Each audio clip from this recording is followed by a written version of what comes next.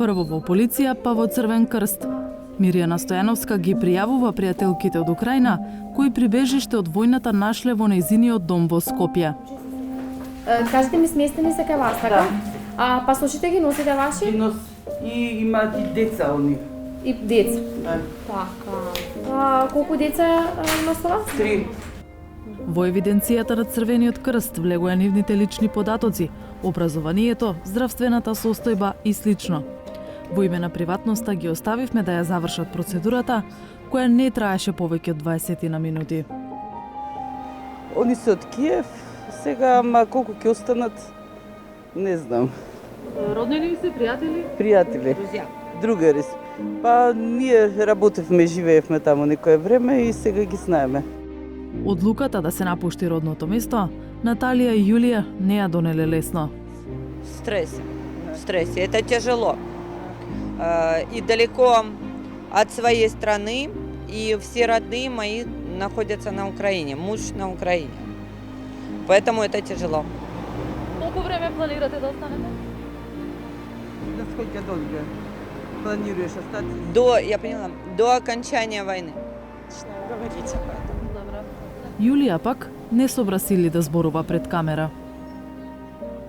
Просториите на Црвениот крст во дневниот центар Даре Џамбас во Скопје се отворени секој ден, од 8 до 16 часот.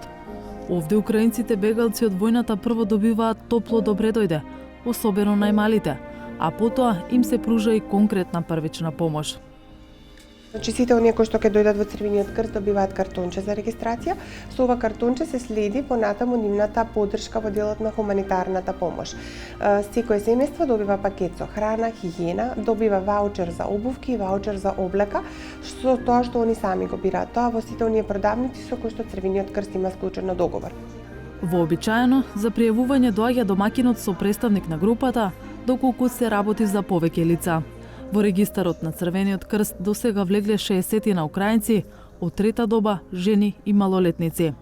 Мажи нема, оти ним им е забрането да ја напуштат Украина.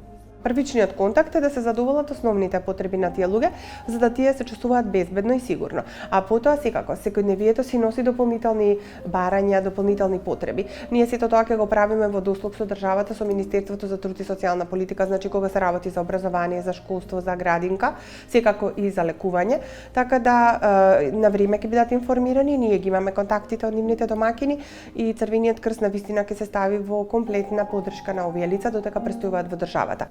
Доколку кризата потрае и се продлабочи, Црвениот крст размислува и за дополнителна реорганизација, што ќе значи поддршка на семејствата кои се отвориле за бегалци од Украина.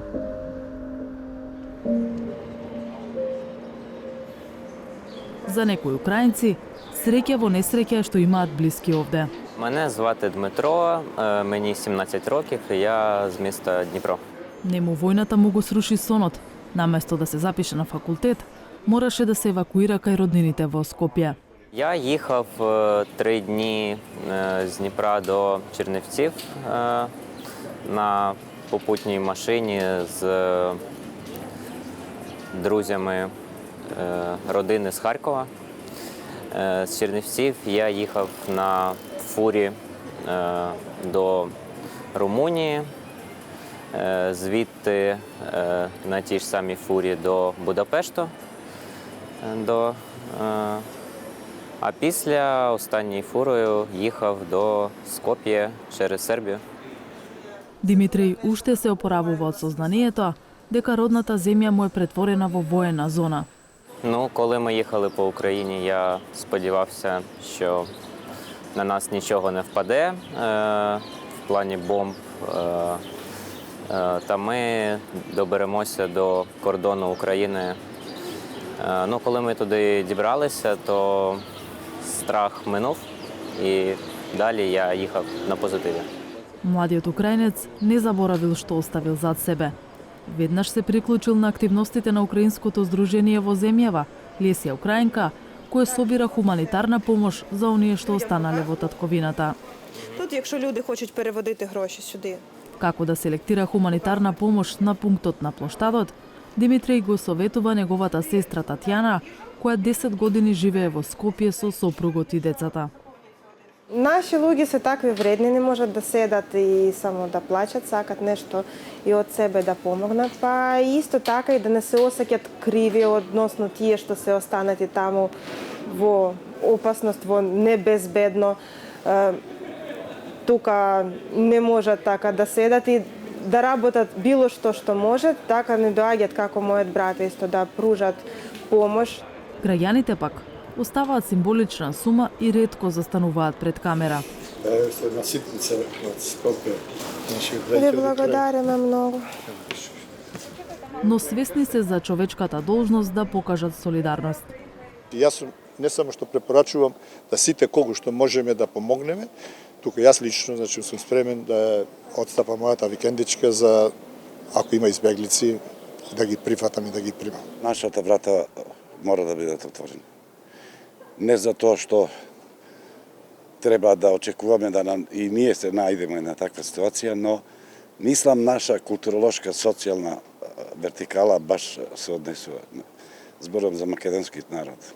Он е широко груд, сака да помогне секаде каде што е најболje. Некои пак се сомневаат во нашиот капацитет. Не знам, има појаки земји, кој нашата нема шанси. Македонија, како? Како? Ајде, кога народот македонски како живее? Според податоците на нашата полиција, од почетокот на војната во Украина, досега во Македонија е евидентиран влез на 1924 украински државјани. Во истиот период од државата излегле вкупно 1365 украинци. Разликата од околу 550 лица кои се уште не ја напуштиле Македонија, се смета дека се луѓе што овде нашле засолниште, но во приватен аранжман. Владата веќе задолжи неколку ресори да ги проверат државните капацитети, колку бегалци би можеле да примиме и каде би биле сместени. Се уште никој официјално нема побарано статус на бегалец, а тоа е основа за државата да помогне. Me kërkimin e statusit të refugjatit nga ana e një shtetasit të Ukrainës, i njëjti do të merr përkujdesjen shtetërore. Do të vendoset në përkujdesje shtetërore dhe institucionet shtetërore do të përkujdesen më tutje për shtetasit të Ukrainës, pra për refugjatët në rast të paraqitjes në vendin tonë. Në këtë drejtim, gjithashtu dëshiroj të theksoj se Qeveria e Republikës së Maqedonisë së Veriut në vazhdimsi e ndjek situatën rreth krizës në Ukrainë përkatësisht që ka të bëjë me refugjatët. Edhe në këtë drejtim, Qeveria e Republikës së Maqedonisë në seancën e fundit ka ngarkuar Ministrinë e Financave të siguroj 120 milion denar për sektorin për shërbimet e përvashta me qëllim të garantimit, të sigurimit të kapaciteteve tjera akomoduese në rast të paraqitjes së refugjatëve në vendin tonë. И додека сме во исчекување на евентуален бран бегалци од Украина, секогаш добредојде на помош за оние што останале во татковината во пламен. Една опција е пунктот за хуманитарна помош за Украина на Скопскиот централен плоштад, кој ќе биде поставен таму најмалку до 23 март. Пунктот на Сдруженијето Лесија Украинка работи секој ден, од 8 часот наутро до 20 часот навечер, вклучително и за викендите.